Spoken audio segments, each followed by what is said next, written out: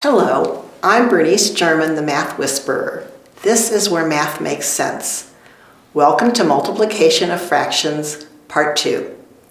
First, a review of the basics of multiplying fractions. If you don't understand this or remember it, please watch my video on multiplying fractions, Part 1. There is only one way to multiply fractions, and this is it. A over B is one fraction. C over D is a different fraction. This is how to multiply them. A over B times C over D equals A times C over B times D. For many students, the letters used to represent numbers seem confusing at first, but that is how you can see the patterns. I was scared at first, but I got used to them. The more you use them, the more comfortable you will be with them. You can do this. Now let's put numbers to this.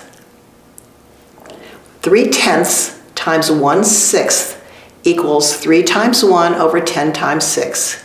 Now there is a tendency to immediately start multiplying and then divide to reduce the answer.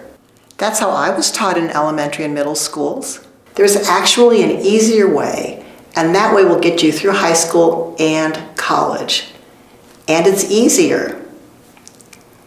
And that way is to factor into primes first. 3 times 1 is already factored into primes. 10 times 6 factors into 2 times 5 times 2 times 3.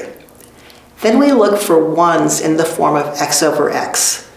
1 times any number equals that number, so that leaves us with a more simple result. The result is 1 over 20. Now I want to show you the multiply first method. Like before, we have 3/10 times 1/6 equals 3 times 1 over 10 times 6. In this method, the elementary and middle school method, we multiply first and get 3 over 60, and then we have to reduce. Hopefully, we see that the numerator, the number on top, and the denominator, the number on the bottom, both have a factor of 3. So we divide the numerator and denominator by 3. And we get the same answer. We'd better get the same answer, but I'm not convinced yet that this isn't the easiest method. Okay, there are two difficulties with this multiply and then divide method. Number one, by multiplying, the numbers get bigger. With bigger numbers, it's easier to make mistakes. And number two, and this is the biggest issue, multiplication and division undo each other. They are a number family. Multiplying and then dividing is like throwing mud on yourself before you shower. I multiply. Then I divide. My goal is a reduced fraction. Skip the mud and reduce first by factoring. Here's another example. 3/10 times 5/6. We multiply the fractions and get 3 times 5 over 10 times 6. We factor the result. No mud for us. We look for ones in the form of x over x. We have two ones, 3/3 and 5/5. To have a number in the numerator, we have to pull the magic one out of our pocket, using one of the very few real laws of our number system.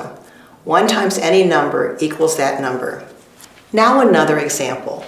111 over 200 times 16 over 37. We multiply. I am with you on not multiplying first on this one. Factoring looks easier. For sure, we factor the result. We look for ones, and we find them. 37 over 37 is 1, and 2 over 2 is 1. The numerator is 3 times 2, which equals 6, and the denominator is 5 times 5, which equals 25.